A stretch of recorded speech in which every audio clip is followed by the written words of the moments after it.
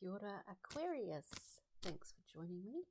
This is your reading for the full moon in Libra. That's sort of been quite an interesting time.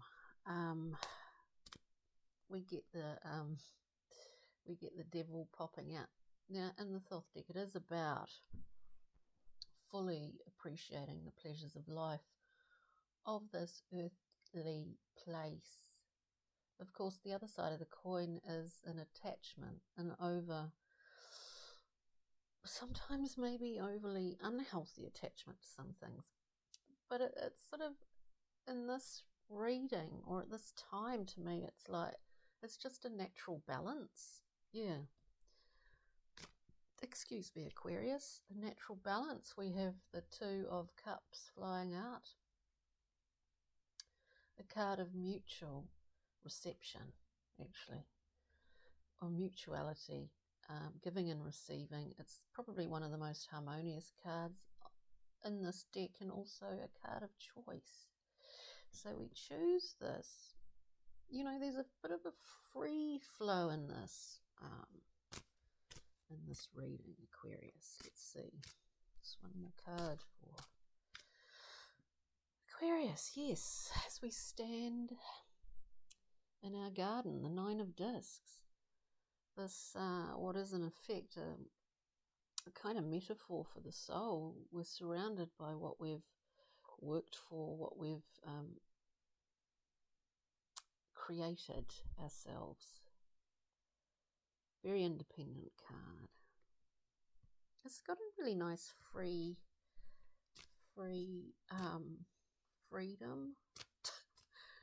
feeling. Independent, not asking or not really needing anything too much, or just feeling like everything's in a nice balance. In saying that, we get the Eight of Swords coming out with the Chariot, because we're able, and within this Chariot, you know, we're bringing, it's like the formless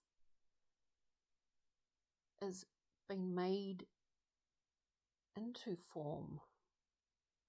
It is a manifestation card, the Chariot, and we're able to do that because of this balance, because there's a flow, because we have a balance. Now, the Eight of Swords reminds us that that understanding what are maybe our habits of self-limitation, we've actually understood that does us no favours, really, in terms of being able to bring particular things into form. Because we know we do it. We've done it before, we do it all the time. And we're aware of that Eight. That's why it's so gorgeous that we can move so swiftly in that Chariot, because of this balance that's occurring at this time, Aquarius. So it's pretty amazing. Let's have a look. Oh, and that came out twice. That really came out like Nine of Swords. Similar, not necessarily to the Eight. In the Eight, we see self-limitation. We understand that, though. And the Nine, it's catastrophic thinking and worry and anxiety, not for any reason, but just, you know, that, you know, you just sort of think, what if I can't, you know, what if I can't, what if this happens, or what if that happens? It's a card that reminds us again, as the Eight of Swords reminds us of our own self-limitations, you know, those default things that we go back to often. The Nine reminds us that our worry and that catastrophic thinking doesn't do us any good. That's the difference in the balance here. It's all about balance. I mean, in this reading, you know, that, as I say, this card has two sides, you know, two sides to every coin. And we accept that and we understand it. And I think, Aquarius, you're understanding that incredibly well at this time. As I said, did I just repeat myself? Anyway, Two of Cups, please, for Aquarius here. Beautiful. Another card of consummate balance and harmony. The Six of Cups. People returning from the past. That could be a literal way of looking at this, but it's about unconditional giving. You know that joy? Children. Giving to each other for no agenda. This is what you welcome now. This is what, not saying that you didn't before, but this is what is very much there in the forefront for you. I say that as well because as we saw this 9, we come into a 10. As I said before, you understand. In the 10, we see a lesson. We see the hand gesture, which indicates, apart from the fact that this is a 10 and it's the end of a cycle, we can't take any more of those. There's 10. That's it. We understand, we have an aha moment. We understand how this works. We can embody it. The lesson card. Brilliant. I mean, honestly, we have the 8, 9 and the 10. It started with understanding how you and what you see as your own self-limitations that aren't necessarily real, actually, Aquarius. Beautiful. Let's have a look at the 9 of Discs. It's a card. Independence. And enjoying that, and enjoying the fruits of what have been your own labours, you know, for this. Wow. We speak of the 9 of being independent. This 9 of Discs of being a very independent card, not only in terms of resources, but as a holistic thing, you know, emotionally, physically, all of that. So, Aquarius. It's pretty amazing. We get the 2 of Discs. We hold a balance. It's all about balance. In flux, in a state of movement, we hold that.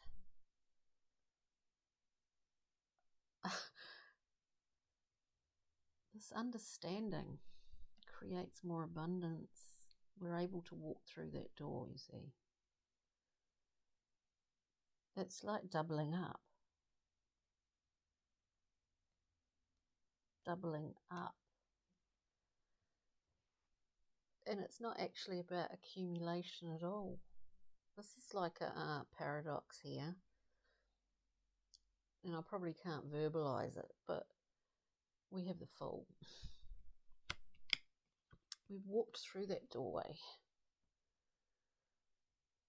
We've, I don't know why I get that doubled. Well, we have doubled up.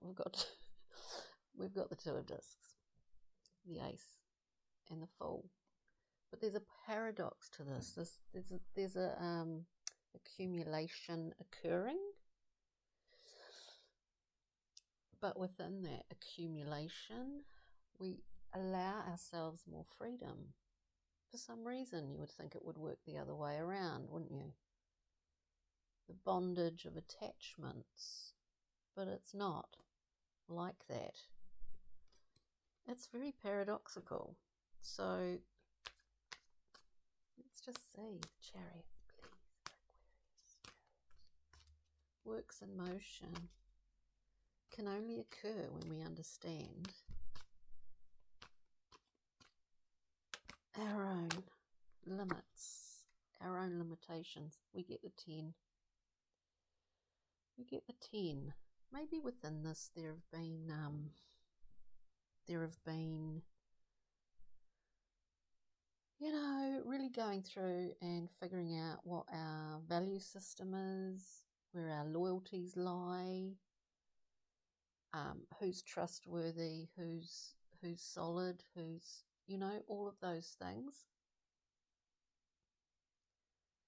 But beyond all of that, we're really moving here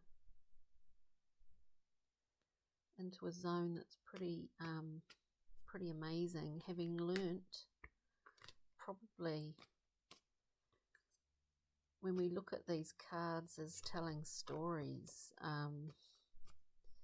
we see the swords are often the hardest lessons to learn. Let's just get a Brian Frood. The hardest lessons to learn sometimes. We get 4 cards coming out. Let's do it. 4 cards. First card, the Glancona, which is in this deck, it is like the used car salesman. As I was saying, who do we trust? Who are we? Where do our loyalties lie? You know, along the way we've learnt, well, often, you know, the Glancona comes up to say, well, yeah, that was an occasion where it wasn't quite the way I would have expected. Anywho, and we continue. So we get to the bottleneck guardian at the gate. We're in this tight space, which is a liminal space, which is a threshold moving through. And it was a long journey to get to this point. It's a long journey. This is a long journey. And what happens when we pass through that tight spot? You know, it's uncomfortable. It's really uncomfortable. What happens? We get this new infusion. Look at this gorgeous card of absolute, utter life force. Glorious. A channel for it, for this gorgeous life-giving energy. This is the fairy that was kissed by the pixies. Glowing with that feeling, which is very expansive. It's not about specifically one type of love or another. It is the force of that, the force of love. And what happens? Lease of the shadows. We break through. We break through our own bonds, boundaries, whatever. But the thing is, in doing that, we actually light up a path for others. Aquarius. We light up a path for others. So I think that's beautiful. So I hope you enjoyed that today. We'll see you next time. Okay, Aquarius. Toodle pip. Bye.